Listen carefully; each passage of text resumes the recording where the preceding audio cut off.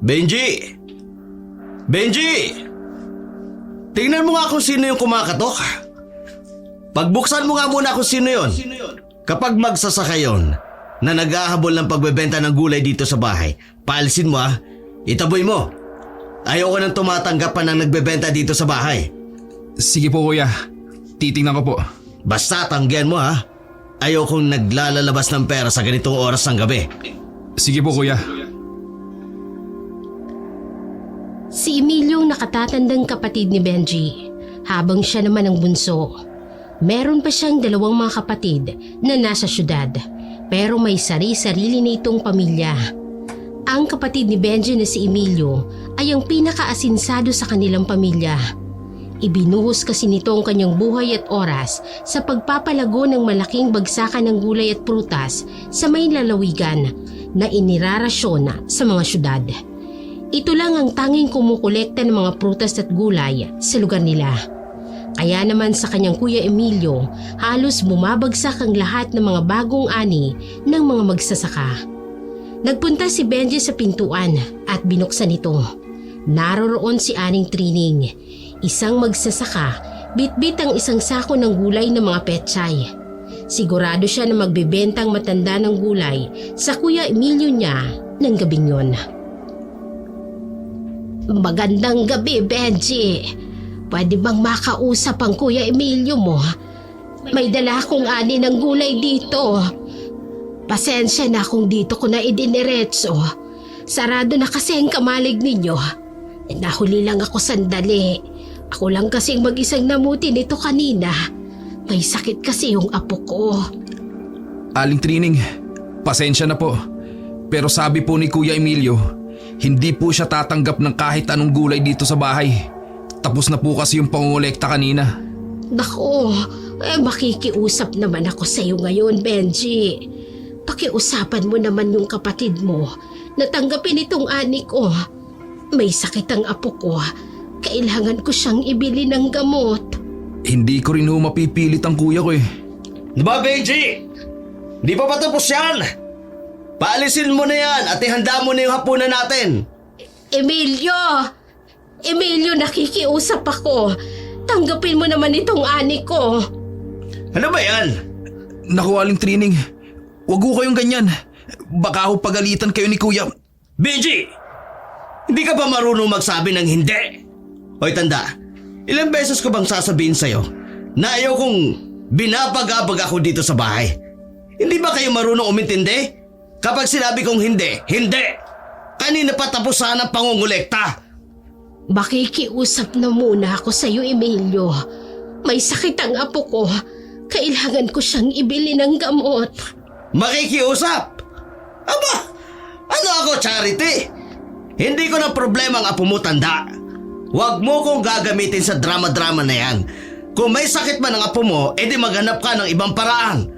Hindi ako yung susolusyon sa problema ninyo. Emilio, konting tulong lang ang kailangan ko. Tama na, tama na! Hindi ka ba talaga marunong umintindi? Ayoko ng gulay mo. Ayoko nang marinig ang mga problema mo, kaya umalis ka na dito bago pa ako magalit ng gusto. Ipababarangay kita kapag hindi ka umalis dito! Tatalikod na sana ang kanyang kuya Emilio, pero nanlaki ang mga mata ni Benji nang mabilis na hinawakan ng matandang babae ang bisig ng kapatid. Anong ginagawa mo? Bitiwan mo nga ako! Pilit na binabawi ng kanyang kapatid ang bisig niya, pero tila mahigpit ang pagkakahawak ng matanda sa kamay ng kanyang kuya Emilio. Masyado kang mayabang at mapagmataas. Ano ba? Ano sabi mo? Talagang mayabang ako. Dahil mayroon akong ipagyayabang. At talagang mapagmataas ako. Dahil mas mataas naman talaga ang antas ng buhay ko kaysa sa inyo. Lalo ka nang matanda ka. Matanda na, pero isang magsasaka pa rin. Alam mo, mamamatay ka, pero nasa putikan ka pa rin. Kuya, tama na! Ano ba? Sabi ng bitiwan mo ko. Aray! Ano ba? Nanlaki ang mga mata ni Benji nang mabilis na itinulak ng kuya Emilio niya ang matanda na naging dahilan kung bakit ito napaupo sa lupa. Hindi rin nakaligtas sa paningin ni Benji ang pagdurugo ng bisig ng kapatid dahil tila nakalmot yun ng matanda nang bigla itong maitulak. Lintik ka ha? Sinasadya mo to, no? Ano ba kuya? Tama na! Tingnan mo nga, Benji. Sinugatan niya ako. Tingnan mo! Hindi pinansin ni Benji ang kapatid. Mabilis siyang lumapit sa matandang babae at tinulungan itong makatayo. Nang makatayo si Aling Trining, dinuro ito ng kanyang kuya Emilio. Ipababarangay kita! Kakasuhan kita ng physical injury! Hindi ako natatakot sa iyo, Emilio. Kung meron kang natitirang Diyos sa katawan mo, magsimula ka ng magdasal. Hindi kita titigilan. Ipararamdam ko sa iyo ang pagsisisi na hindi mo pa nararanasan sa tanan ng buhay mo. At pinagbabantaan mo talaga ako ngayon? Sino ka para pagbantaan ng buhay ko, ha? Tandaan mo, tanda. Sa akin, ako ang nagrarasyon ng gulay, hindi ba? Kung wala ako, wala kayong kakainin. Kung tutuusin, ako ang nagpapalamon sa inyo. Kaya simula ngayon, hindi na ako tatanggap ng rasyon mo! Tatandaan ko ito, Emilio. Pagsisisihan mo ito. Pagbalik sa loob ng bahay, ay grabe naman ang galit at pagbubunganga ng kanyang kapatid. Lintik na! Nasugatan pa ako ng matandang yon. Ang lalim ng kalmot niya sa akin. Ipababarangay ko talaga siya. May gana pa siyang pagbantan ako. Kuya, tama na! Tama na! Nakita mo ba tong sugat ko? Hindi niya yan sinasadya kuya. Tinulak mo kasi siya eh. Yung pagtulak ko sa kanya, kasalanan din niya yon. Masyado siya mapilit. Pagain mo na nga ako ng pagkain. Nakakagutom na eh. At padabog pa nga itong naupo sa upuan habang nakakuyong pa ang kamao at tinitingnan-tingnan ang sugat na natamo niya mula sa babae. Ay, lintik talagang babae na yun. Ang lalim ng pagkakakalmot niya sa akin na. Daig pang kalmot ng pusa. Nakakabisi talaga. Wag na wag lang talaga magpapakita sa akin ng matanda na yun. Kung hindi, may kalalagyan talaga siya sa akin. Ipababarangay ko talaga siya kapag nakita ko pa siyang magbebenta sa akin ng gulay sa susunod na pangungulekta ko. Kinabukasan ay maagang pumunta ang magkapatid sa kamalig para intindihin ang paghahakot ng gulay para mailuwas na sa Maynila. Bunganga agad ni Emilio ang bumungad sa lahat ng mga kargador. Ayan ba! Ang babagal nyo naman kumilos! Tangahan naman ang pagbubuhat dyan! Baka mapisayan, ha? Yung mga kamatis yan, doon sabi! Nakalbusan ka man lang ba? Parang ang hina-hina mo naman magbuhat, ha? Bilis-bilisan mo naman! Okay dyan, kayo dyan, baka malantayan, ha? Dahil kababagal nyo kumilos! Mga pagong! Mabilis na lumapit si Benji sa kanyang kuya Emilio. Kahit nagdadalawang isip pa siya noon na pagsabihan ng kapatid, ay naglakas loob siya na kausapin ito. Kuya, baka naman pwedeng magmerienda na muna yung mga tagahakot natin ng mga gulay at prutas. Kahit biskwit lang sana. Baka nga kasi hindi pa sila nag-aalmusal. Kasi naman ang aga mo silang pinapasok dito para magbuhat ng mga gulay sa truck. Nung pinagsasabi mo dyan ng merienda, Hoy Benji, ikaw magbabayad niyan, aber, ano? Hindi ba natin sagot ang mga pagkain nila? Anong sagot natin?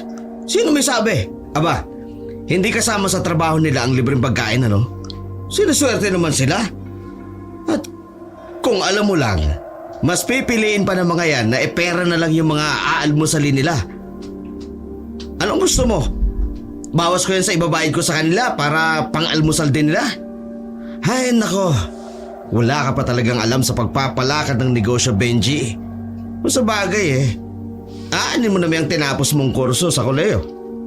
Kung wala ka namang kadiskarte sa katawan mo. Umiling-iling pa ang kapatid ni Benji sa kanya at iniwan siya doon para mas lumapit pa doon sa truck upang masuriin ang ginagawang trabaho ng mga kargador.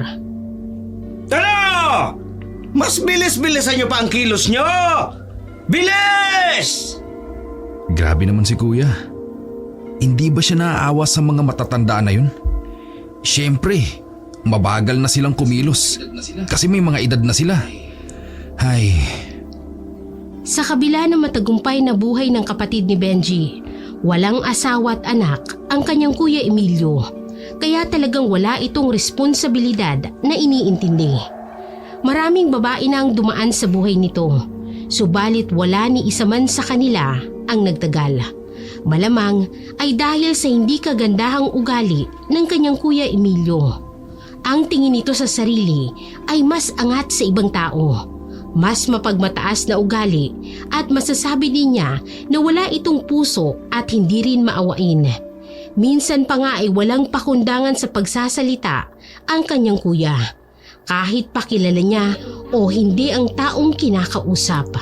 Matabil at masyadong matalas talaga ang dila ng kanyang kuya Emilio sa pagbibitiw ng mga salita o komento. Hindi nito alintana kung masasaktan niya ang kanyang kausap o kung maririnig ba ng mga taong yon ang kanyang masasakit na mga salita. Kahit nga mismong si Benji ay nararanasan niyang pamamahiya ng kanyang kuya sa kanya. o sige mga tol, magkita-kita na lang ulit tayo bukas ha. Ingat ka, Ben. Andiyan na si Kuya Emilio mo. Baka sabihan ka na naman niyang batugan dahil lang kasama mo kami mga tambay lang din. Ano ba naman kayo? Hindi niyo pa talaga nakakalimutan yung sinabi ni kuya sa inyo? Halos 1 linggo nang nakakalipas ah. Magkalimutan na nga tayo sa bagay na yun. Sinabi ko naman sa inyo, pagod lang si kuya, kaya nasabi niya yun. Sus, pagod daw. Kahit yata hindi pagod ang kuya mo, sasabihin niya pa rin yun eh. Hoy, Benji! Ano ba? Nandiyan ka na naman at bumabarkada ka naman sa mga yan? At may pabulong-bulong pa kayo, no? Ako ang pinag-uusapan nyo, no? Kuya, Ano, ako talaga? hindi naman po. Ang gusto ko pong sabihin, wala naman po silang masamang sinasabi. Nagpapaalam na nga po ako sa kanila kasi nga po uuwi na tayo. Mabuti naman kung ganun. Sinasabi ko naman sa'yo, huwag kang bumabarkada sa mga to. Lalo na yan. At ikaw din, Panying, ha? Aba, grabe ang pagkabatugan mo, no? Baka naman palamunin ka pa rin sa inyo hanggang ngayon. Kalaki-laki mong tao eh. Tumutulong ko naman ako kay Tio sa bukid eh. Hindi naman ako palamunin lang. Oh, talaga? Hanggang doon na lang pangarap mo, no? Katulong sa bukid. Magbanat naman kayo ng buto ng umasenso naman, no? Pilit nang hinihigit ni Benji ang damit ng kanyang kapatid para pigilan ito sa pwede pa nitong sabihin sa kanyang mga kaibigan. Nakikita na rin kasi ni Benji ang pagka-iritable ng ekspresyon ng muka ng kanyang mga kabarkada at ang palihim na pag-irap ni Panying sa kanyang kuya Emilio na halatang napipiko na ito. Kuya, umuwi na tayo. Tama, Benji. Umuwi na kayo. Uuwi na din kami. Oo. Uuwi na kayo. Baka kung ano pang kalokohan ginagawa nyo rito eh. Baka madamay pang kapatid ko sa inyo.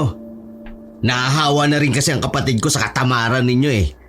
Ayoko maging tamad at walang silbi ang aking kapatid. Kaya alis na. Nagmamadaling umalis sa mga kaibigan ni Benji. Kita sa kanilang mukhang inis para sa kuya nito. Hinigit na din ni Benji ang kanyang kuya para magsimula na silang maglakad pa uwi. Nananatili siyang tahimik. Alam niyang mas mabuti nang wag nang magsalita pa at salungatin ang sinasabi ng kanyang kuya. Binilisan na lamang niya ang lakad para makauwi na rin sila. Pero ang kanyang kuya Emilio ay tila hindi pa rin tapos na manermon sa kanya. O ikaw Benji, umayos ka ha? Wag mong sasayangin ang oras mo sa mga walang kwentang bagay. Maghanap ka ng mapagkakakitaan. Hindi yung puro tambay lang, no? Kuya, hindi naman ako tambay. Tumutulong naman ako sa negosyo mo, di ba? O yun na nga eh. Hindi ka naman tambay. Pero bumabarkada ka sa mga tambay na yun. Baka bukas makalawa ayaw mo na rin tumulong sa akin sa pangungulikta ng mga gulay at ng mga prutas dahil tinatamad ka na rin. Kagaya ng mga batugan na yun. Ang tatanda na, ba'y palamunin pa rin sa kanila? Kuya, yung boses mo, nakakahiya. Baka mamaya may makarinig sa'yo. Bakit? Hindi ba totoo mga sinasabi ko?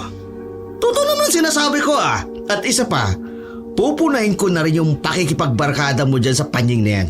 Aba, mahirap pa nga sa dagang lalaking yun. Baka pati pagbibisyo niya ihihingi niya sa'yo, Benji. Kuya, ano ba? Kaibigan ko si Panying.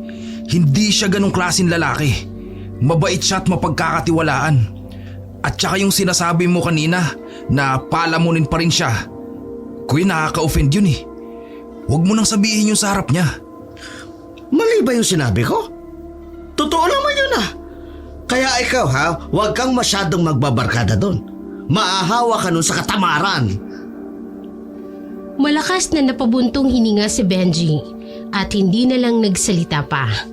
Kahit ano naman kasing gawin niyang pagpapaliwanag sa kanyang Kuya Emilio, ay alam niyang sarado ng isip nito sa ganoong klaseng usapin. Hindi ito tumatanggap ng opinyon ng iba, kaya hinayaan niya na lang. Bukod din sa matabilang dila ng kanyang Kuya Emilio, mas madamot din na pag-uugali ito na mahilig manumbat ng mga nagawa at naibigay na tulong. Para itong may malaking listahan kung saan doon nakasulat ang mga tulong na nagawa nito, lalo na para sa pamilya nila. Abala ang kanyang Kuya Emilio noon sa pagbibilang ng pera habang nakaupo sa hapagkainan dahil tapos na silang maghapunan. Nakaharap ito sa kaha na may lamang pera at maliit nitong notebook na listahan. Pinapanood niya lamang kung gaano kaseryoso ang kapatid sa pagbibilang ng pera. May nais sana siyang sabihin dito. Medyo nagdadalawang isip pa siya dahil alam niya kung ano ang ugali nito. Sasabihin ko pa kaya yung tungkol kay tatay? Baka mamaya isipin na naman niya mukhang pera si tatay. Siguradong may masasabi na naman siyang hindi magandang salita. Ano naman yan, Benji? Kita-kita ko sa mukha mo may iniisip ka. Ano ba yan?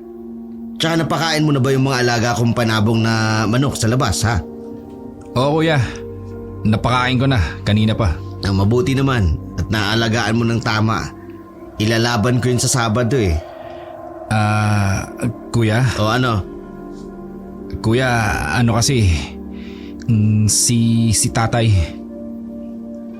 Tumigil sa pagbibilang ng kanyang Kuya Emilio nang binatuhan siya nito ng tingin. Kapansin-pansin ang pagtaas ng kilay nito sa gawin niya. Oh, bakit? Ano naman bang kailangan ng tatay? Kuya, kailangan daw ni tatay ng pandagdag sa puhunan niya sa palengke. May binabalak daw siyang bagong produkto na itinda. Bagong produkto? Aba, nasaan na yung mga ipinadala ko sa kanyang pera? Hindi pa ba sapat yun yung naibigay ko sa kanya kada buwan? Lagi na lang kailangan dagdag. Mukhang pera talaga si tatay. Hindi naman ganun kuya. May bagong pagkakataon daw na yung mapalago yung negosyo niya. Parang investment ba? Investment? Baka naman naglulustay na naman yan para sa walang kasiguraduhan. Alam mo naman si tatay. Lagi na lang may bagong plano pero alang nangyayari. Paano naman kasi kuya umiikot lang naman kasi sa kanya yung puhunan. Konti lang naman yung mga kita niya dun sa pagbebenta niya. Gusto naman daw niyang magtinda ng mga ihaw-ihaw. Madalang na raw kasi yung mga bumibili sa kanya ng lutong gulay. Ay nako, wala akong maibibigay sa kanya. Kung wala siyang pampuhunan sa gusto niyang idagdag sa tinda niya, aba, tumigil na siya. Sumusobra na ka ako siya. Kapag yan ang pinagbibigyan, nako, hindi niya tayo titigilan. Sigurado yan. Baka imbis na buwan-buwan, linggo-linggo na yung humingi sa akin. Kuya, hindi naman ganun si tatay. Sinasabi mo lang yan kasi hindi ka pa niya inuobliga na bigyan mo siya ng pera.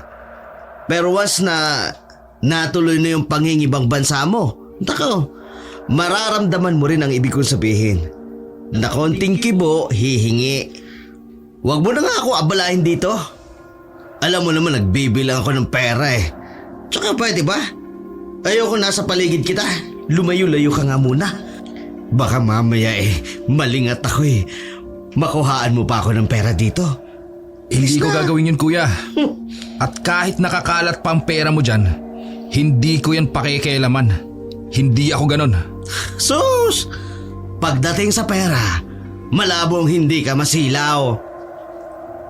Nagtimpi na lamang si Benji at mas pinili na hindi sagutin pa ang kanyang kuya. Kahit ang totoo ay gustong-gusto niya na itong sagutin pa. Mabibigat tuloy ang kanyang mga yabag ng paa habang umaakyat patungo sa kanyang silid sa ikalawang palapag ng bahay. Pagpasok niya ay medyo malakas niyang naisarado ang pinto, pero hindi niya yun pinansin at dumiretso na siya sa kanyang kama. Hindi ako makapaniwala na nasasabi ni Kuya Emilio yun sa akin at pati na rin kay tatay. Ano pang akala niya? Na madali kaming masilaw sa pera? Ay, bakit kaya siya ganun pagdating sa amin ni tatay? Samantalang sa mga babae naman na natitipuhan niya, grabe siya kung makapagbigay ng pera kapag nangungutang ang mga yun. Kahit nga sa mga kaibigan niya grabe rin siyang sumagot ng alak para lang may maipagyabang. Kahit iritable pa si Benji ng mga sandaling yun, ay nagpasya na lang din siyang matulog na. Kinaumagahan, maaga siyang nagising dahil nakatanggap siya ng tawag mula sa kanyang ama na si Tatay Pedro. Nako, tiyak na malulungkot si tatay kapag nalaman niya na hindi siya napagbigyan ni kuya. Sana lang hindi sumama ang loob ni tatay. Bumangon na muna si Benji sa kanyang pagkakahiga, saka sinagot ang tawag ng ama. Hello, tay? Hello, Benji. Nasaan ang kuya mo? Nakausap mo na ba siya tungkol sa binabala kong idagdag na produkto sa tindahan? Tay, nakausap ko na nga siya kagabi. Ano naman ang sinabi niya? Hulaan ko. Hindi siya pumayag, ano? Pasensya na, tay. Hindi ho Hindi ho siya pumayag. Baka ho kasi medyo mahina lang yung kita sa gulayan, kaya hindi pa siya makapagbigay sa ngayon. Pero sa tingin ko naman ho, tay, kapag nakaluwag-luwag na siya, baka naman ho maabutan niya pa rin kayo. Nako, ayos lang yun, anak. Hayaan mo na lang. Pagtutuunan ko na lang ng pansin yung pagluluto ko ng mga gulay-gulay dito sa pwesto ko sa palengke. Huwag mo nang babanggitin pa ulit sa kuya mo ang tungkol dito, ha? Baka uminit pa ang ulo. Magpapasko pa naman. Ayokong magalit siya sa akin kapag nangulit pa tayo tungkol doon. Isang tahimik na buntong hininga ang pinakawala ni Benji. Sa katunayan ay mas malala pang sinabi ng kanyang kuya Emilio tungkol sa kanilang ama kagabi. Pero wala siyang dahilan pa para sabihin ang detalye dahil ayaw niyang sumama ang loob ng kanyang tatay. Tama rin naman kasing sinabi nito. Magpapasko na kaya ayaw niyang mag-away-away sila. O siya, kailangan ko nang maligo at pupunta na ako sa palengke. Sige ho, tay. Huwag mo rin palang kalilimutan, ha? Benji, tanungin mo ang kuya Emilio mo kung dito ba siya magpapasko. Kapag sinabi niyang hindi, kahit yun na lang, sana doon mo siya mapilit. Hindi ako sigurado, tay. Nako, sana naman mapilit mo siya, Benji. Ang tagal ko nang hindi nakikita yung kapatid mong yan. Kulang na lang. Isipin ko na nasa ibang bansa siya, kaya hindi niya ako mapuntahan dito. Mag-4 na taong ko na yan na hindi nakikita Sige ho, tay. Susubukan ko. Pero hindi ako nangangako. Pagsapit ng 10:00 ng umaga ay nasa may kamalig na sina Benji at ang kanyang kuya Emilio.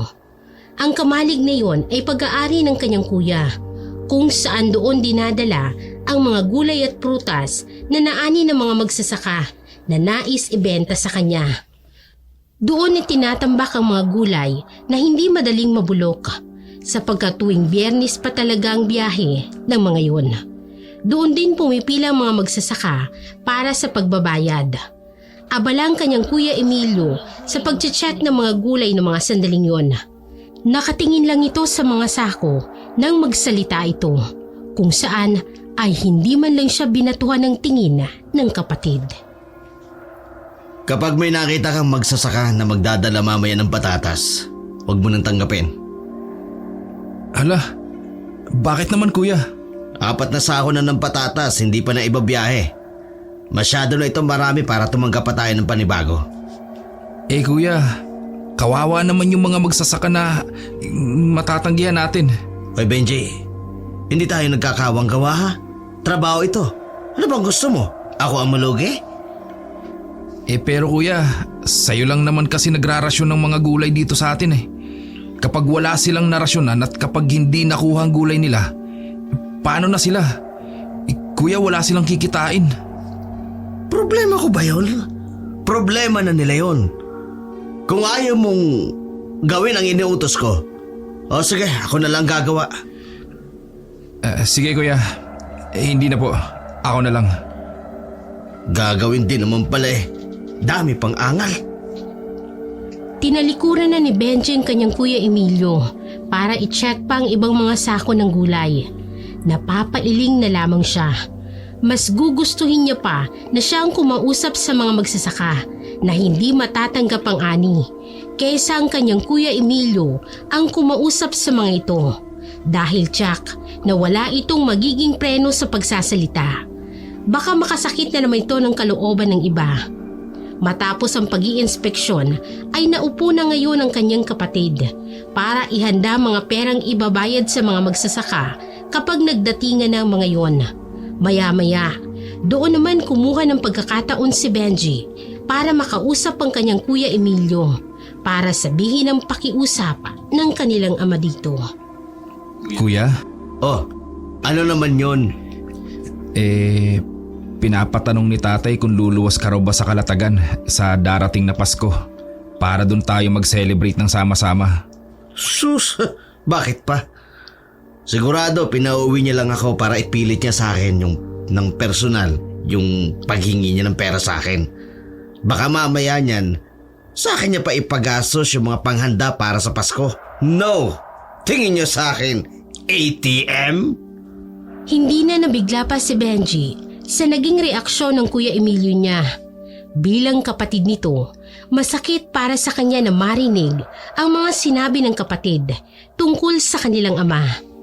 Gusto niya sana na wag nang ituloy ang pag-uusap nila sapagkat baka mas masaktan lang siya sa pwedeng sabihin ng Kuya Emilio niya. Pero kahit ganoon ay sumubok pa rin siya. Nangako kasi siya sa kanyang ama na susubukan niya itong pilitin kahit alam naman niya sa sarili niya na malabo itong pumayag. Hindi naman ganun kuya. Ano ba naman yung iniisip mo?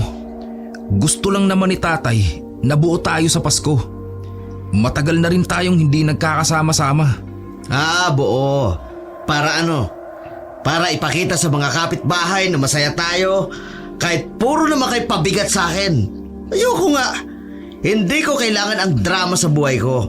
At yung Pasko na yan, dagdag gastos lang yan. Maniwala ka kuya. Gusto lang ni tatay na magkasama-sama tayo. Lalo na't baka ngayong Pasko na lang tayo mabuo dahil mag-iibang bansa na ako. E di kayo na lang mag-celebrate nang wala ako.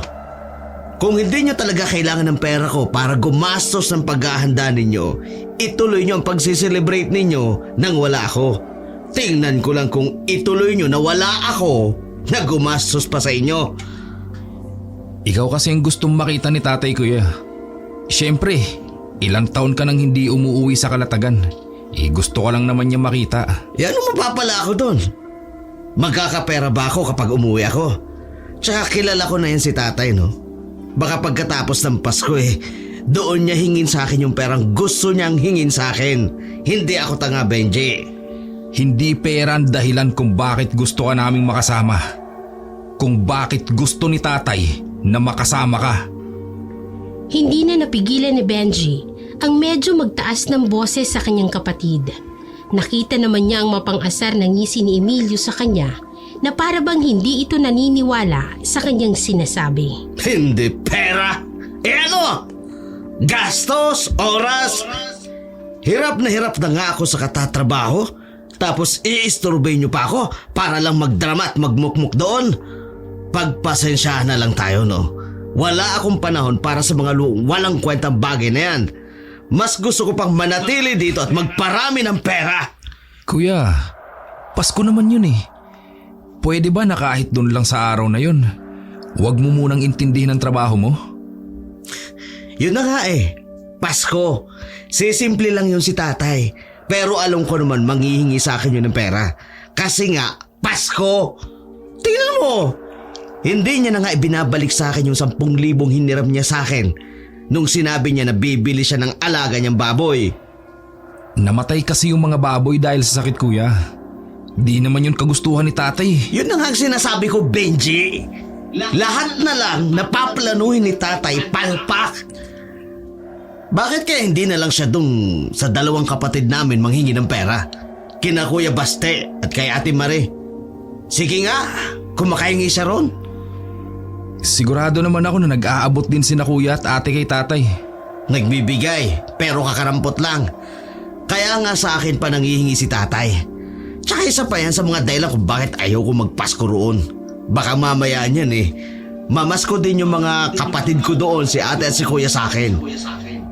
Tapos kapag nasabihan ko sila, sila pa yung may ganang magalit sa akin.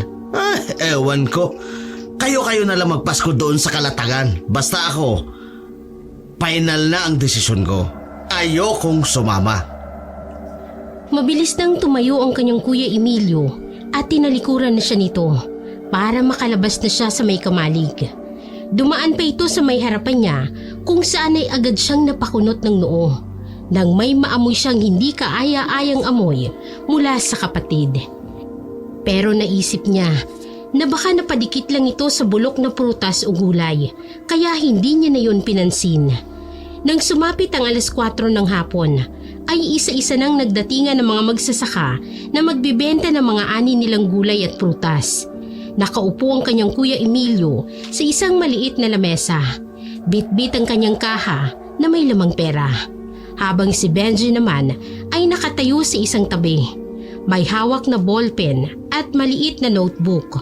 Patuloy nilang sinisigurado na maayos ang takbo ng bintahan. Si Emilio nangangasiwa sa pagbabayad habang si Benji naman ang naglilista ng mga detalye ng bawat transaksyon. Tahimik na nanunood si Benji. Sinusuri ang bawat sako na dumarating dahil gaya ng utos ng kapatid. Hindi sila tatanggap ng patatas ngayon. Buti na lang at wala pa siyang magsasakang nakikita na may dalang patatas. At dahil nasa tabi si Benji, muli na naman niyang naamoy ang hindi kaaya-ayang amoy mula sa kanyang kapatid. Ano kaya ang amoy na yun mula kay kuya? Bakit ang baho? Hindi ba naaamoy ni kuya yun sa sarili niya? Kakausapin niya sana ang kapatid tungkol doon, pero biglang nagsalita ang kapatid niya sa isang magsasaka na sumunod sa pila. Oh, Marlon, may balik ka pa sa akin nung nakaraan, di ba? Ano pa ginagawa mo? Ibaba mo na yung sako dahil hindi ko yung babayaran. Ang ani mo ngayon na talong, yun ang pambayad sa binali mo sa akin. Emilio, baka naman pwedeng hulugan ko na lang muna yung utang ko. Kailangan ko rin kasi ng pera panggastos sa pamilya ko. Inaasahan namin tong ibabayad mo sa akin sa ani ko. Hulugan? Aba Marlon, ano akala mo sa akin, bangko? Sinabi ko na sa'yo, di ba? Bayad mo na yan sa utang mo sa akin. Kung gusto mong may pera ka ngayon, maghanap ka ng ibang mapagbebentahan. Wala akong pakialam. Pero iwanan mo dito yung mga talong na yan. Kuya, baka naman pwedeng pag-usapan natin to ng maayos. Baka pwedeng hatiin na lang muna. Tumigil ka nga, Benji. Hindi porket chewin ito ng kaibigan mong batugan pagbibigyan mo. Ako ang may hawak ng pera ko. Kaya ako ang masusunod. Kung hindi kayo marunong magbayad ng mga utang ninyo, wala kayong karapatang humingi ng pabor sa akin. Hoy Marlon, kung gusto mo, umalis ka na lang dito sa harapan ko. Maghanap ka ng ibang maluloko mo. Nakayukong umalis si Tio Marlon sa may pila. Kaya pasimple ko siyang hinabol at humingi ng paumanhin. Tio Marlon, pasensya na ho ha. Pasensya na ho talaga. Ay, ayos lang, Benji. Huwag kang humingi ng pasensya dahil wala ka namang kasalanan. Ibang klase talaga ang kapatid mo. Ibang-iba sa pag-uugali mo. Pasensya na ho ulit. Pagsabihan mo ang kapatid mo, sa tingin ko may masamang mangyayari sa kanya dahil din sa sama ng ugali niya. Ho? Ano ho ibig niyong sabihin? Ayoko nang magsalita pa dahil wala akong interes na tumulong sa kanya. Umalis na nga ang matanda kung saan ay tinapik pa nito ang balikat niya bago tuluyang umalis. Ano kayang ibig sabihin ni Tio Marlon sa sinabi niya? Anong ibig niyang sabihin may masamang mangyayari kay kuya? Bumalik na lang si Benji sa tabi ng kanyang kapatid. Nagpatuloy naman si Emilio sa kanyang pagmamatigas at nagpatuloy sa pangungulekta ng mga gulay na parang walang nangyari. Hindi rin ito alintana ang mga pasimpleng masasamang tingin ng ibang tao sa kanya. Ngunit hindi nakatakas sa paningin ni Benji nang mapansin niya na tila may naaamoy din na hindi kaaya-aya mga magsasaka sa kanyang kuya. Kaya nagsimula roon ang mga bulong-bulungan na hindi naman pinapansin ng kapatid. Oh! Yung may mga bale dyan sa akin, umalis na kayo dyan sa pila ha at duminto na kayo sa gilid. Mamaya ko na kayo intindihin. Pero gaya ni Mang Marlon, hindi ko babayaran ang mga dala ninyo. At huwag na kayong umasa na mapapakiusapan ninyo ako. Ha? Nagkakaintindihan ba tayo? Pagkatapos ng ginawang pangungulekta ng mga ani, nauna nang umuwi si Benji sa kanyang kuya Emilio. Siya kasi ang nagluluto ng kanilang hapunan at kailangan din niyang pakainin ang mga panabong na manok ng kapatid. Nagmamadali si Benji sa pag-uwi. Bit-bit ang mga pinamili para sa hapunan. Pagdating niya sa bahay, agad niyang tinungo ang kusina at sinimulang maghanda. Ilang sandali pa, dumating na si Emilio. Nakita ni Benji ang kapatid na pumasok sa bahay. Dala pa rin ang kaha. Hindi man lang ito bumati o ngumiti. Diretso itong umupo sa mesa at sinimulang suriin ang listahan. Mga ilang minuto pa lang ang nakakalipas nang marinig niyang pag-impit ng ungol ng kapatid. Nang silipin niya si Emilio, nakita niyang tila nasasaktan ang bisig nito na may balot ng puting tela. Aray! Sakit! Kuya, ano nangyari? Ang sakit itong sugat ko. Kumuha ka nga ng gunting. Putulin mo tong tali. Sakit talaga. Teka lang kuya, kukuha ako. Ang sakit itong sugat ko. Pagbalik ni Benji, ay dala nga niyang gunting kaya ginupit niya na yung nakabalot doon. Nang matanggal ang tali, lalong umalingasaw ang mabahong amoy ng bisig ng kanyang kapatid. Kuya, naamoy mo ba yun? Ang baho! Galing yan sa sugat mo. Huwag ka nga uwi dyan. Wala naman akong naaamoy eh. Ang baho talaga eh. At saka bakit ganyan? Parang lumala yung sugat mo. Lintik na matandang babae na yun. Kasalanan niya to. Ang sakit pa naman oh. Teka kuya, huwag kang gumalaw. Bakit? Parang may nakabaon na kung ano sa sugat mo eh. Ano? Tanggalin mo nga. Dalian mo. Oh! Dahan-dahan ngang tinanggal ni Benji yung nakita niyang nakabaon sa sugat ng kapatid. Habang ginagawa niya yun, ay patuloy naman ang pag-aray ni Emilio. Buti na lang at maya-maya pa ay natanggal na nga yun. Doon ay nanlaki ang mata ni Benji nang makita niya na parang naputol na kuko na matulis. Kuya, Oh, may kuko palang nakabaon. ano? Lintik na matandang babae talaga na yun. Kaya pala masyado itong sumasakit. Kaya rin pala mas lumala pa siya eh. Samantalang kalmot lang naman yan. Eh dapat nga gumaling na yan kahit papano. Tapos ang baho pa. Kumuha ka nga ng panlinis doon. Linisan mo nga muna ito. Sige kuya.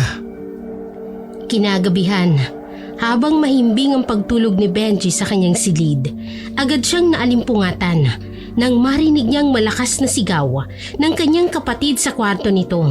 Dahil doon, kaya nagmadali siyang bumangon at agad na pumunta sa silid ng Kuya Emilio niya. Nakita niya itong nakahiga na parang naninigas.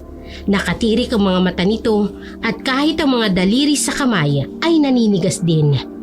Natatakot siya sa kanyang nakita pero agad niyang nilapitan ang kapatid.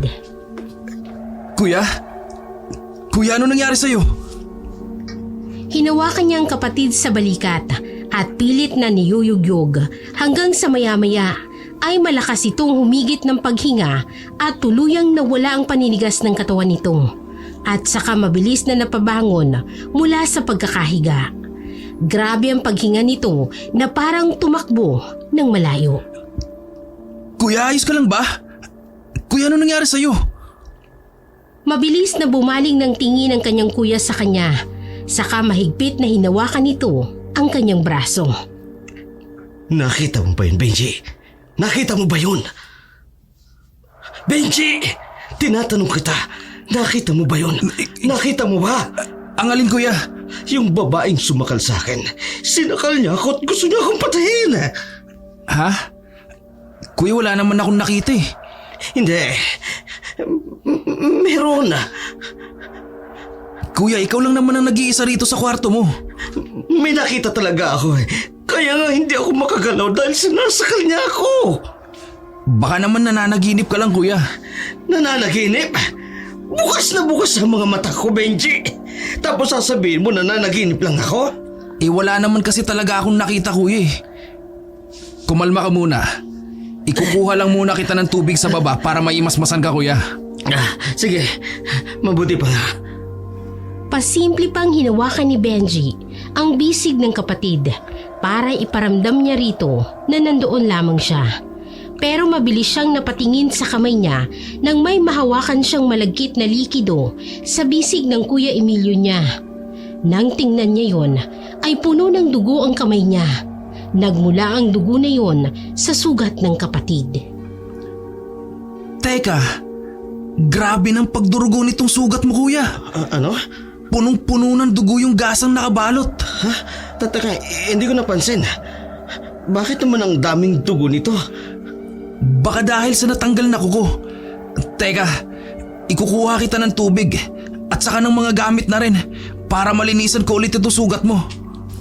Kinabukasan, iginugo lamang na magkapatid ang kanilang oras sa kamalig.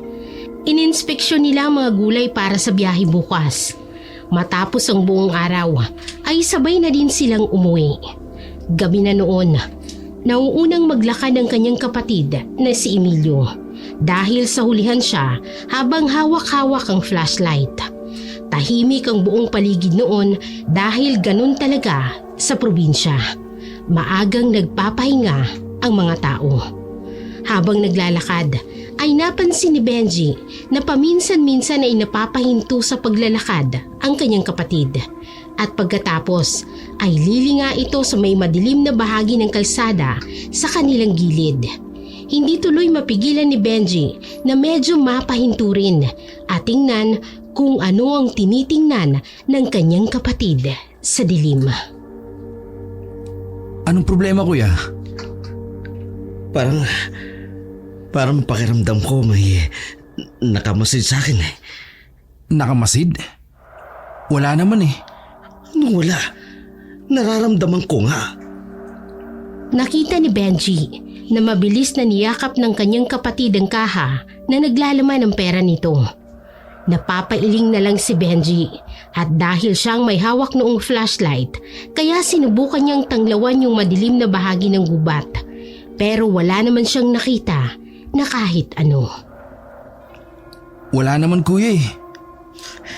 Bakit parang may mga mata roon? Saan? Akin na nga yung flashlight. Mabilis na inagaw ng kapatid ang flashlight sa kamay ni Benji at hinayaan niya ito na itong magtanglaw sa dilim. Hindi nakaligtas sa paningin ni Benji ang panginginig ng mga kamay ng kanyang kapatid. Makalipas ang ilang segundong pagmamasid nito sa dilim ay hinigpitan palalo ni Emilio ang pagkakayakap sa kaha ng pera. Ayun o! Nakikita mo ba yun? May mga mata doon! Kuya, wala talaga akong makita. Tingnan mo nga mabuti! Ayun o! Sa may puno! Dahan-dahang binalingan ni Benji ang direksyon ng ilaw ng flashlight na itinuturo ni Emilio. Nakita nila ang mga lumang puno roon. Puno ng mga ugat at baging na tila ba gumagalaw. Oh, tingnan mo. Biglang gumalaw yung baging. May nakita talaga akong mga mata dyan kanina. Nakamasid sa akin. Sigurado ka ba kuya? Baka guni-guni mo lang yan. Hindi nga ito guni-guni, Benji! May tao nga talaga dyan. Hindi kaya magnanakaw yan at inaabangan tayo para makuha ang pera ko? Hoy! Sino ka? Lumabas ka dyan! Hoy!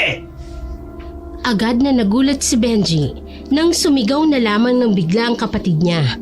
Sinubukan niya pa itong pigilan. Kuya ano ba? Huwag ka namang mag-iskandalo rito. Baka naman wala talagang tao dyan. Ano ka ba? Sabi ng meron eh. Pag nanakawan niya tayo at sigurado ako, hoy! Lumabas ka dyan! Kung hindi tatawag ako ng barangay! Sa kabila ng dilim ng gabi, biglang lumakas ang hangin. Nagumpisang maglagasla sa mga dahon sa paligid. Agad na nakaramdam ng kaba si Benji, kaya naman sinubukan niyang hagitin ang braso ni Emilio. Kuya, kinakabahan na ako. Pwede bang umalis na tayo? Tara na! Hindi, Benji. Kailangan ko malaman kung sino yung nagmamasid sa akin.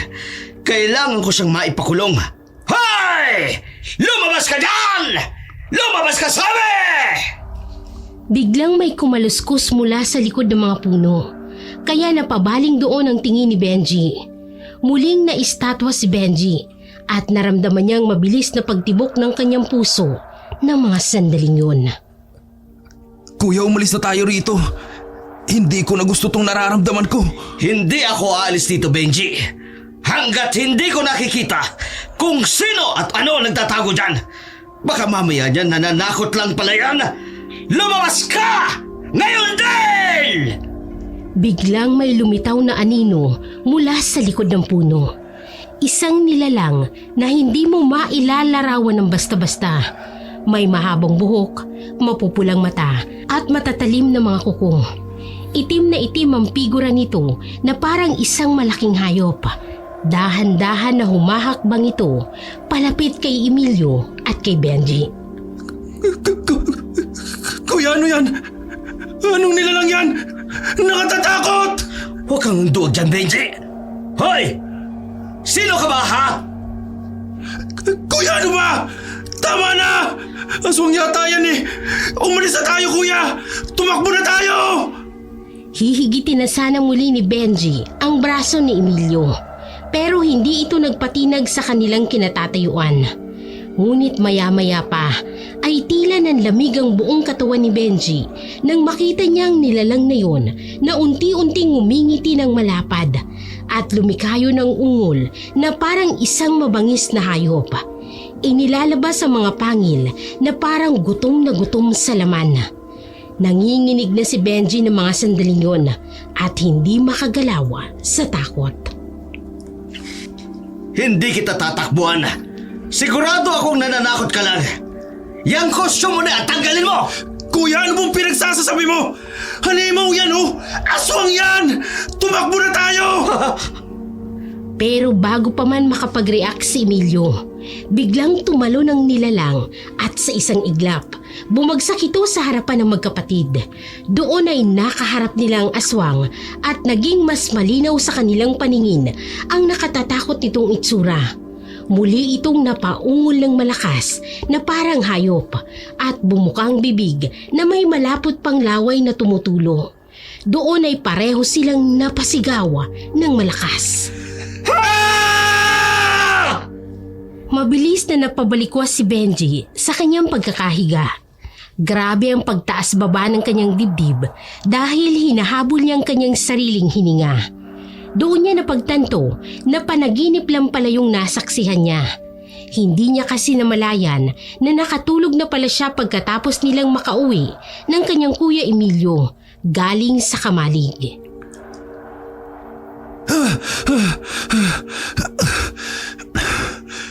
Panaginip lang pala.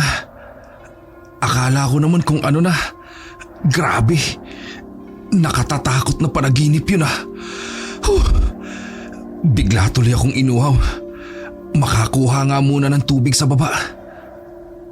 Napilitan si Benji na bumangon para kumuha ng tubig na maiinom niya sa kusina. Nang makababa na siya ng hagdan, ay otomatiko siyang natigilan nang matanaw niya sa may hindi kalayuan ang nakabukas na pinto ng kanilang bahay. Teka, bakit nakabukas yung pintuan? Ang tanda ko'y sinarado ko to noong gabi. Agad na binuksan ni Benji ang ilaw sa kusina at napalingon sa paligid para tingnan kung may nawawala ba silang gamit. Pero nang makita niya na nandoon pa naman ang mahalaga nilang kagamitan, ay naisipan na lamang niyang isarado ulit yun kesa malaman ng kapatid niya na baka nakalimutan niya yung ilak. Siguradong magwawala na naman yun at sisermonan siya na baka manakawan sila. Dumiretso na si Benji sa may pintuan at balak na sanang saraduhan nang otomatiko siyang natigilan dahil may naririnig siyang boses na nagmumula sa labas ng bahay. Hindi mo ko matatakot. Sa tingin mo ba matatakot mo ko? Bumaba ka dyan sa pinagtataguan mo at nang malaman mo kung sino kinakalaban mo. Teka, boses ba ni Kuya Emilio yun? Imbes na isarado niya ang pinto, ay lumabas siya ng kanilang bahay kung saan ay agad siyang natigilan na para siyang paninindigan ng mga balahibo sa katawan nang makita niya ang kanyang kapatid na nakatingala sa malaking puno ng mangga sa kanilang bakuran habang may itinuturo-turo doon at nagsasalita. Hindi mo ko matatakot mo! Bumaba ka dyan! Anong karapatan mong pumasok sa aming bakuran? Bumaba ka! Sino yung tinuturo ni Kuya sa taas ng puno? Nakatatakot naman. Bumaba ka! Hindi kita urong ang hayop ka! Akala mo matatakot mo ko? Bumaba ka rito! Kahit tila natatakot si Benji, ay dahan-dahan siyang lumapit sa kanyang kapatid. Kuya, anong ginagawa mo rito sa labas ng bahay?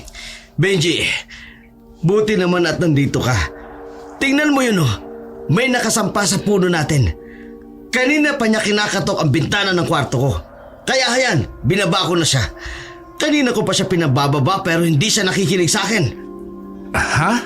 Kahit sobrang kabog ng dibdib ni Benji, ay tumingala na rin siya sa itinuturo ng kapatid. Pero dahil medyo madilim at makapal din ang mga dahon ng puno, kaya wala naman siyang nakikita na kahit ano sa itaas noon. Kuya, wala naman akong nakikita eh. Anong wala? Hayan nga siya ho. Para siyang babae. Ang haba ng buhok niya. Nakatingin nga siya sa akin ngayon oh. Kanina niya pa ako binubulabog sa aking pagtulog. Akala niya siguro natatakot ako sa kanya. Kuya, wala talaga akong nakikita. Pwede bang pumasok na tayo sa loob? Tara na.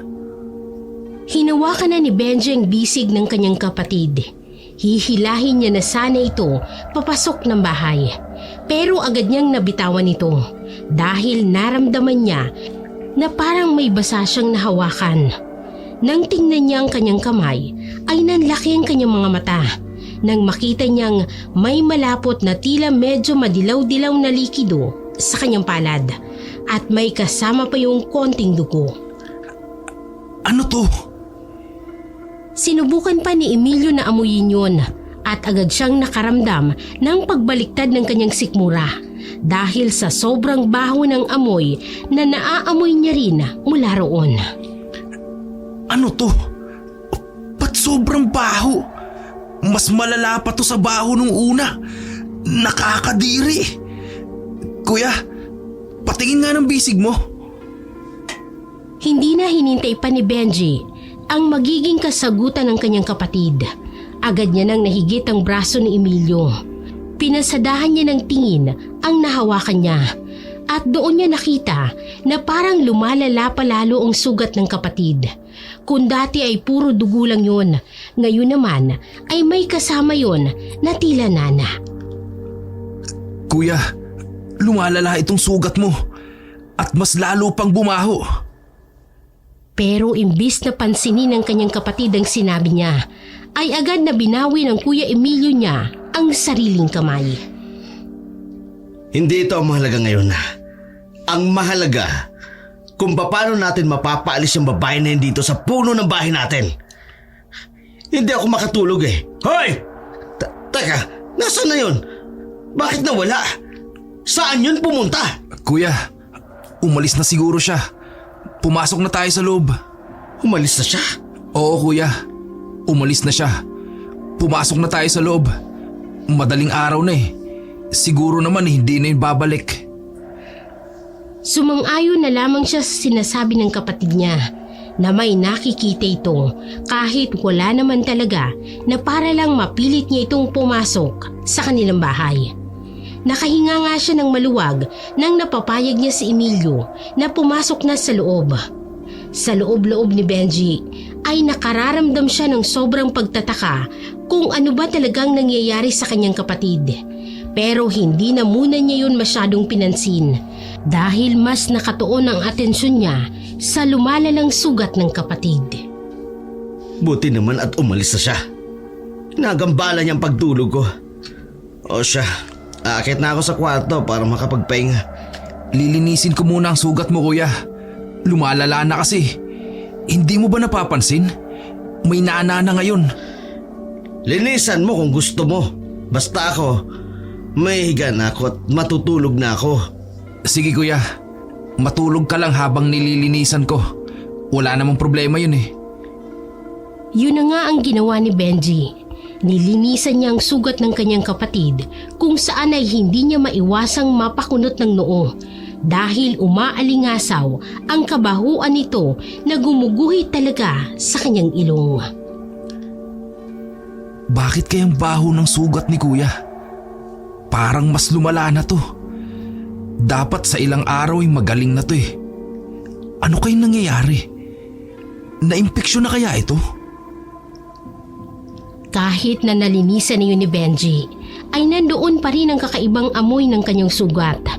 Hindi rin umaampat ang lumalabas doon na medyo dilaw na malapot na likido. Kaya naman nagpasya siya na balutan na yun ng gasa. Nagtaka rin siya kung bakit parang may marka ng dugo ang palad ng kanyang kapatid. Pero naisip niya na baka tumagas lang doon ang dugo sa sugat nito. Kaya pinunasan niya na lamang yun. Pagkatapos malinisan ay bumalik na rin siya sa kanyang silid at saka natulog. Kinabukasan ay maagang nabulabog si Benji ng kanyang mahimbing na pagkakatulog nang marinig niyang malakas na sigaw ng kanyang kapatid sa labas ng kanilang bahay. Mag-aalas 5 pa lamang ng mga oras niyon at kadalasan ay alas 6 siya gumigising. Kaya nagtataka siya kung bakit ang aga-aga siyang ginigising ng kanyang Kuya Emilio. Benji! Benji! Bumaba ka nga dyan! Hoy! Benji!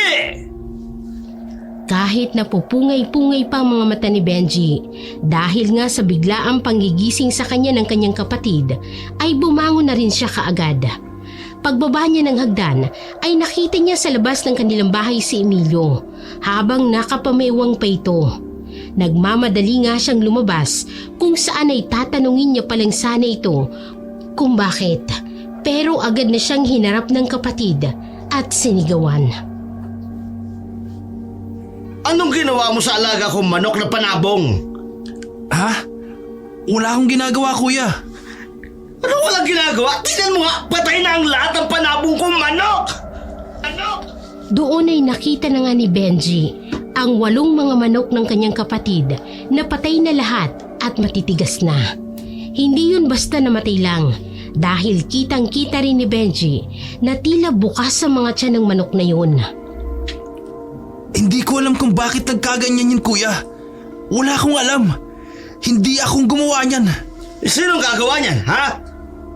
Ikaw lang naman ang pinagkakatiwalaan ko sa pag-aalaga ng mga manok ko.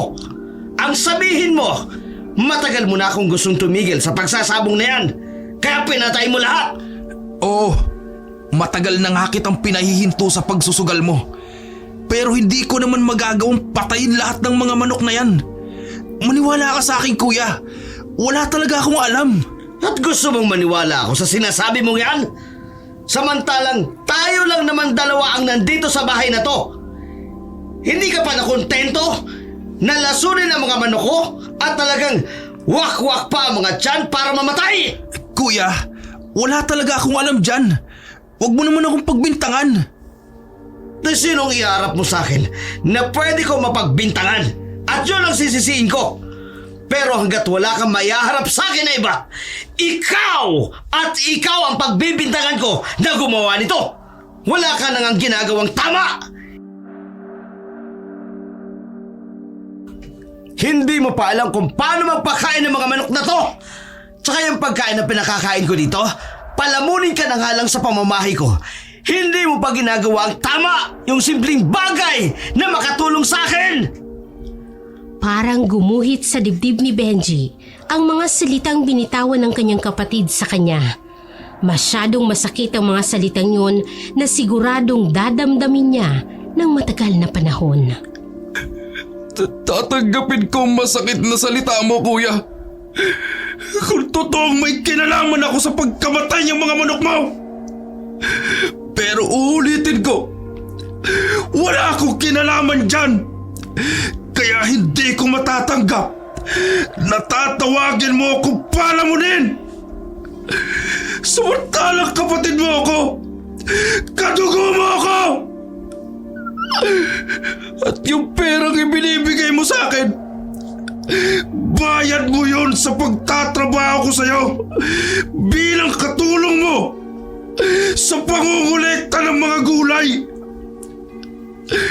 Dahil walang gustong pumasok sa'yo katulong. Pero hindi yun bigay. Hindi yun kawang-gawa. Pero pag-aalaga ko sa mga manok mo, yun ang kawang-gawa na ginagawa ko. Dahil nga alam kong busy ka sa ibang bagay. Mga bagay na dahilan para hindi mo maalagaan sila. Ah, ganon! Kaya nagagalit ka dahil inuutusan kita na walang bayad sa pag-aalaga ng mga manok ko? O anong gusto mo? Kada utos ko sa'yo may bayad din! Manang-mana ka talaga sa pinagbalaan mo! Ganyan na ganyan ang magaling mong ama na naghihintay na lamang na sasahurin ang pera sa bawat kibo! Huwag na huwag mong idadamay si tatay dito, kuya! Hay nako! Magdrama ka na naman! Pwede ba? Wala akong oras sa pagdadrama mo! Ilibing mo na lang itong manok na ito! At maganda ka ng ibabayad mo sa akin kapag siningil kita sa pagkamatay ng mga alaga ko! Busy! Binunggo pa ng kapatid niyang si Emilio ang kanyang braso nang dumaan ito sa kanyang harapan at saka dumiretso papalabas ng kanilang gate. Imbes na dumiretso siya upang gawin ang iniuutos ng kanyang kapatid, ay umakyat muna si Benji sa kanyang silid para kunin ang kanyang cellphone at saka niya tinawagan ang kanyang ama. Grabe ang nararamdamang sama ng loob ni Benji ng mga oras na yun. Parang sasabog ang kanyang dibdib sa galit. Pero sinubukan niyang kumalma ng konti, lalo na nang sumagot sa kabilang linya ang kanyang ama. Oh, anak. Benji, napatawag ka. Tay, gusto ko nung umuwi dyan sa Batangas. Ayoko na ho dito kay Kuya Emilio. Gusto ko na hong umalis dito. Ano? O bakit? Nag-away ba kayo? Hindi ko na ho matanggap ang mga masasakit na salita niya sa akin. Tatanggapin ko ho sana kung buong buhay ko may naitulong siya sa akin. Pero wala naman siyang naitulong sa akin kahit sa pag-aaral ko po. Kung may dapat na gumawa nun, kayo ho yun. Dahil kayo ho ang nagsumika para sa akin. Hindi na ho kapatid ang turing niya sa akin, Tay. Para na lang niya akong empleyado rito. Ayoko na ho. Hindi ko na ho kaya. Pero anak, alam mo naman na ganyan talaga ang ugali ng Kuya Emilio mo, di ba? Opo, Itay. Pero mas malala na siya ngayon. Bukod ho sa masasakit na salita, hindi ko na rin ho kayang makasama pa siya sa iisang bahay.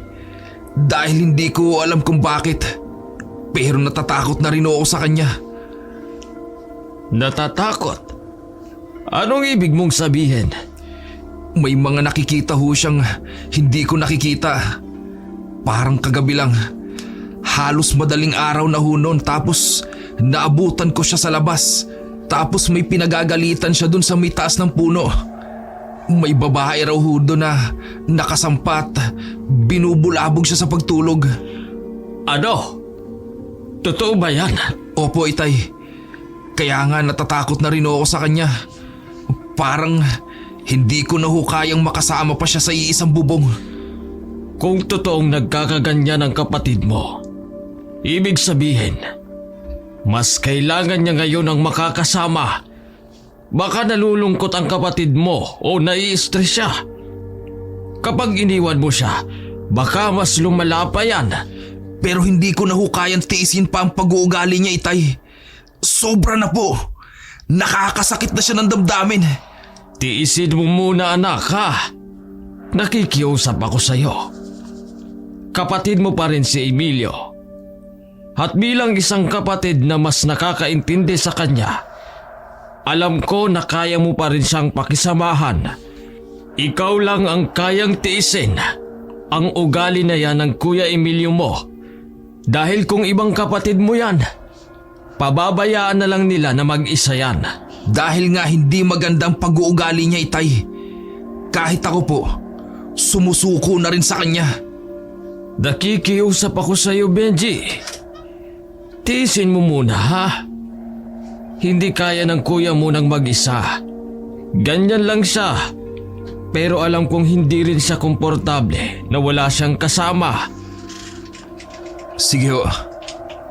Papayag ho akong dumito pa, Itay.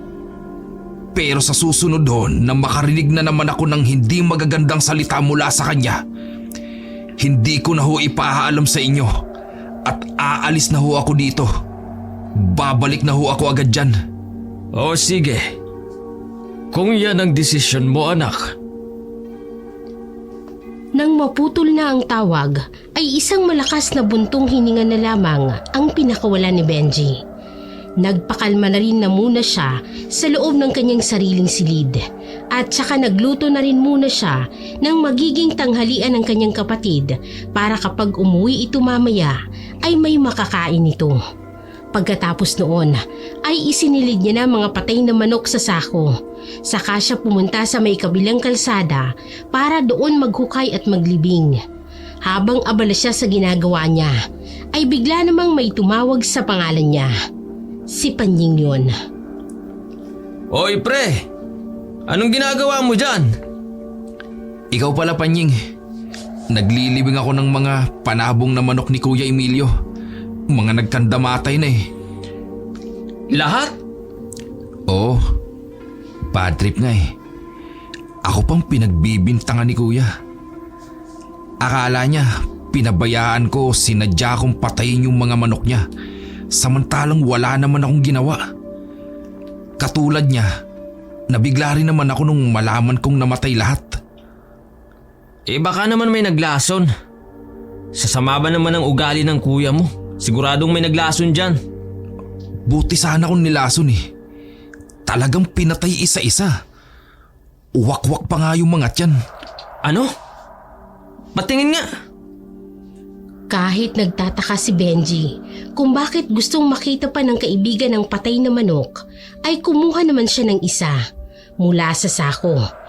Ay nakita niya kung papaano sinuri ni Panying ang manok na yun. Sa palagay ko, baka mabangis na hayop lang ang gumawa niyan. Baka asong bangaw na nakapasok sa gate ng bahay kagabi. Hindi aso ang gumawa nito, Benji. Ha? Anong ibig mong sabihin? At saka, bakit bigla kang nagseryoso dyan? Dahil seryosong bagay to, Benji. Teka, ano ba nangyayari? Ano bang sinasabi mo? Sigurado ka ba na hindi ang Kuya Emilio mo ang gumawa nito? Ha? Bakit naman gagawin ni Kuya Emilio yan sa mga alaga niya? Mga panabong na manok niya to. Inaalagaan din niya to ng sobra-sobra. Tapos, ako pa nga yung pinagbibintangan niya eh. Hindi lang kasi simpleng wakwak ito eh. Nakikita mo ba? Parang pinilit lang na punitin yung mismong katawan ng manok. Ano? Pati nga. Hindi ko pa kasi nakikita yan ng malapitan eh. Ininspeksyon din ni Benji ang manok at tama ngang sinabi ng kaibigan niya. Parang pinilit lang na punitin ang katawan ng manok gamit ang mga kamay. Doon ay unti-unti ring naalala ni Benji yung dugo sa kamay ng kanyang kapatid kagabi. Teka, natatandaan ko, may nakita akong dugo sa kamay ni Kuya Emilio kagabi. Pero hindi ko yun masyadong pinansin. Kasi akala ko, galing lang yung dugo na yun sa sugat niya. May sugat siya? Malalim ba? Mabaho ba? Teka, paano mo nalaman yun? So, mabaho nga. Oo, mabaho talaga. Hindi siya simpleng mabaho lang. Parang ngayon nga lang ako nakaamoy ng ganun kabahong sugat. At may kakaiba rin akong napansin kay Kuya. Kagabi, may kinakausap siya sa taas ng puno namin. May babae daw na nandun sa taas ng puno. Nung tiningnan ko, wala naman akong nakita. Medyo nabigla si Benji nang mabilis na hinawakan ni Panying ang kanyang kamay. Mas naging seryoso rin ang ekspresyon ng mukha nito. Kaya hindi maiwasan ni Benji na medyo makaramdam ng kaba at pagtataka. Makinig ka, Benji. May hindi magandang nangyayari sa kapatid mo. Sa tingin ko, may hawa siya ng aswang. Hawa ng aswang? Oo. Ang hawa ng aswang, madalas na nakukuha kapag may nakakain kang pagkain na sinadyang ipakain ng aswang sa isang tao. Ginagawa nila yon dahil pwedeng galit sila doon sa tao. Pero hindi kumakain si Kuya Emilio ng luto ng ibang tao. Aware naman kasi siya na marami siyang kagalit.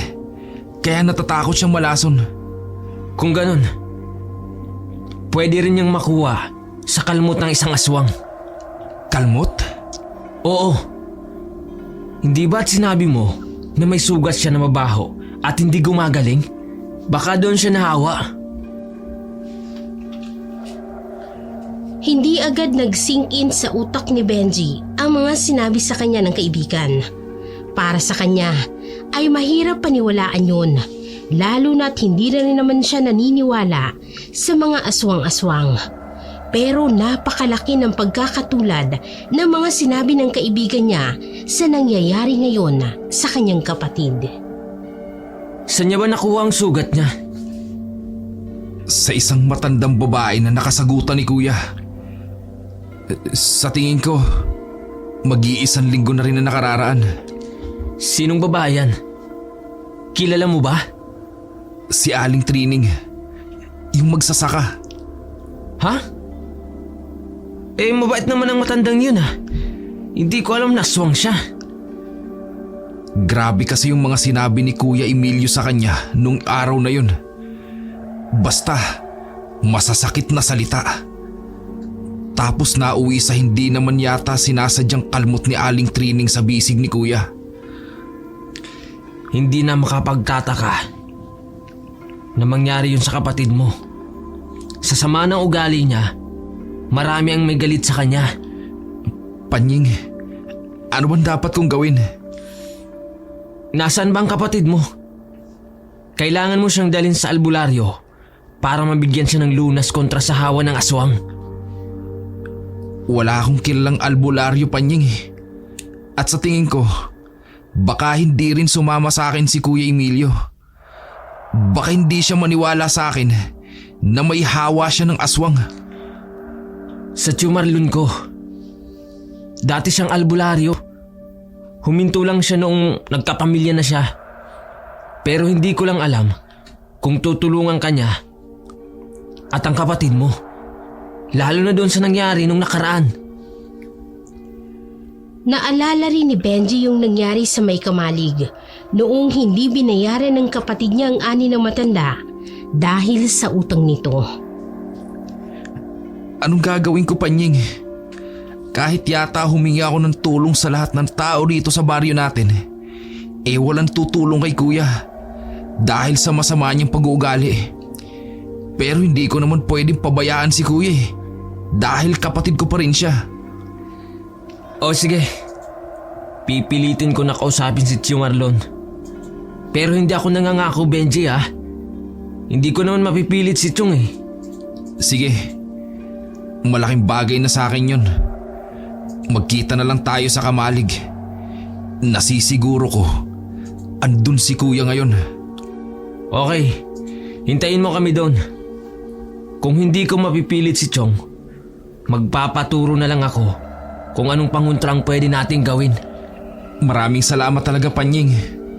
Naghiwalay na nga ng landas sa magkaibigan. Agad na pumunta si Benji sa May Kamalig. Gaya ng inaasahan niya ay nasisigurado niya na nandoon nga ang kapatid dahil nawala mula sa pagkakakandado ang pintuan ng Kamalig. Dahan-dahan siyang pumasok sa loob. Sinubukan niyang buksan ang ilaw noon dahil madilim ang loob ng Kamalig sapagkat wala namang yung mga bintana. Kaso nga lang ay hindi sumindi ang ilaw noon. Kuya? Kuya Emilio? Andito ka ba? Palingali nga siya sa paligid ng Kamalig pero hindi niya makita ang kapatid niya roon.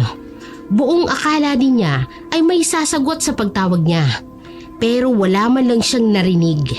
Pilit niyang inaaninag ang madilim na Kamalig pero hindi niya makita ang kapatid. Kuya? Kuya Emilio? Asan ka ba? Andito ka ba? Magpakita ka naman sa akin. May sasabihin ako sa'yo. Habang patuloy sa paglalakad si Benji, napansin niya na nasa may bandang gitna na siya ng Kamalig. Pero maya-maya, otomatiko siyang napahinto sa paglalakad nang marinig niya na parang may humihinga ng malalim na malapit lang sa kanya. Napalingon siya sa kanyang paligid pero wala naman siyang nakita. Napapalunok siya ng laway dahil nagsisimula na siyang makaramdam ng kaba. Kuya? Kuya? Hahakbang na sanang muli si Benji nang may lumakas palalo ng paghinga ang kanyang narinig. Doon ay sigurado na siya kung saan ang gagaling ang hininga na narinig niya. Unti-unti siyang napalingon at otomatiko siyang napaupo sa lupa nang makita niyang kapatid niya na nakasampa sa isang sako ng mga gulay habang kitang-kita ni Benji na tumutulo ang malapot na laway nito. Kuya? Ah! Hindi natuloy ni Benji ang sasabihin niya dahil mabilis siyang napasigaw dahil sa pagtalo ng kanyang kapatid sa kanya. Sumampay ito sa kanya kaya hindi nakakilos si Benji.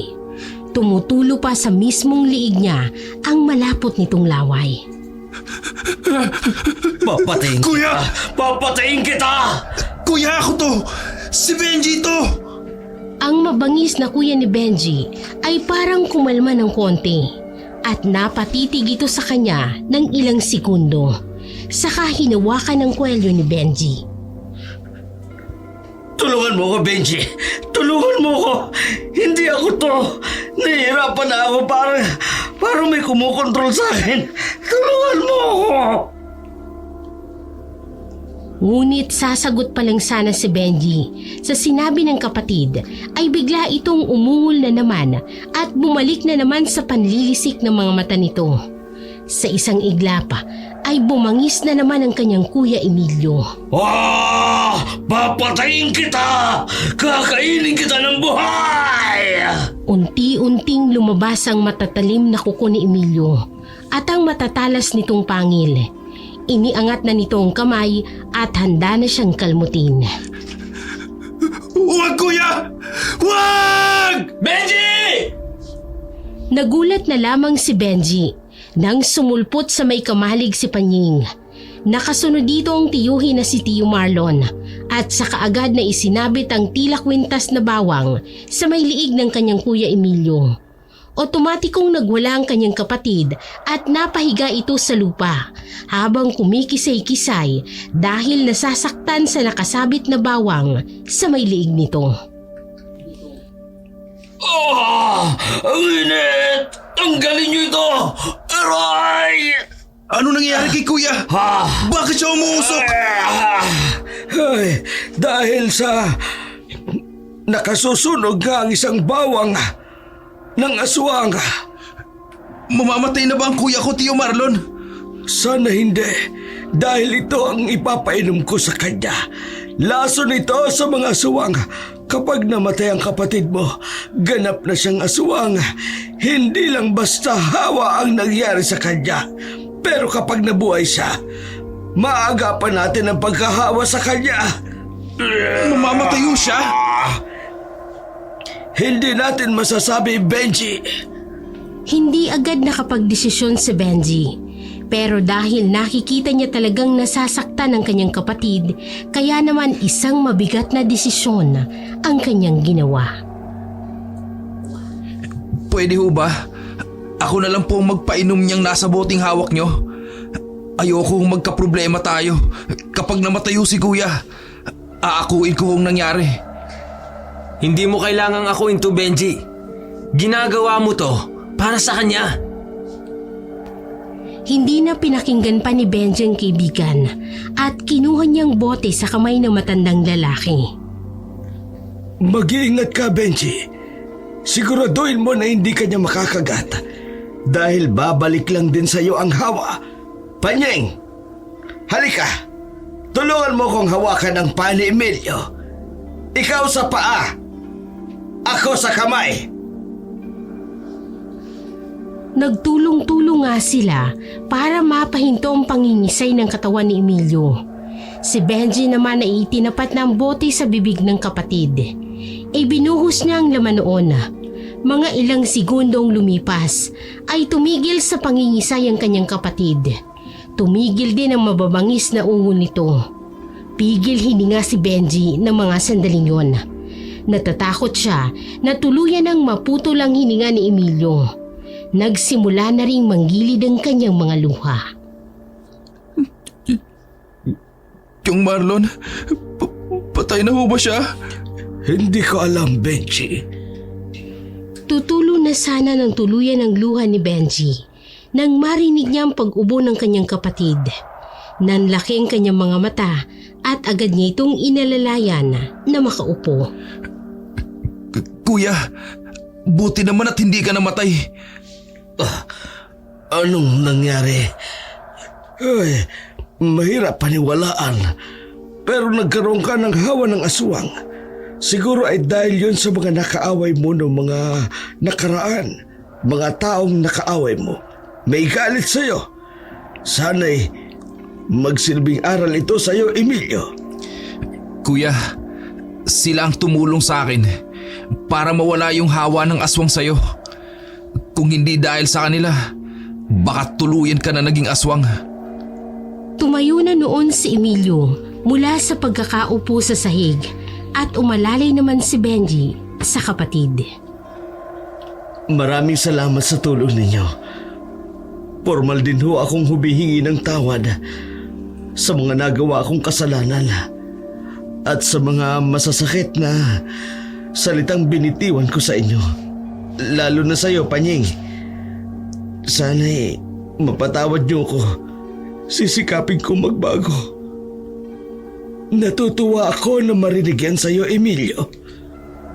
Pinapatawad ko na ho kayo, Kuya Emilio. Patawarin mo rin sana ako, Benji. Salamat at hindi mo ko pinabayaan. Kapatid kita, kuya. Kaya hindi ko magagawang pabayaan ka. Maraming salamat ulit sa iyo, Benji. Pangako, magiging mabuti na ako. Nagsalo sa mahigpit na yakap ang magkapatid. Tinupad naman paunti-unti ni Emilio ang pangako nito na magiging mabuti na itong tao. Hindi tuloy maiwasan ni Benji na mapangiti. Lalo na't nakikita niya na nagiging malapit na rin ang kanyang kapatid sa kanilang ama.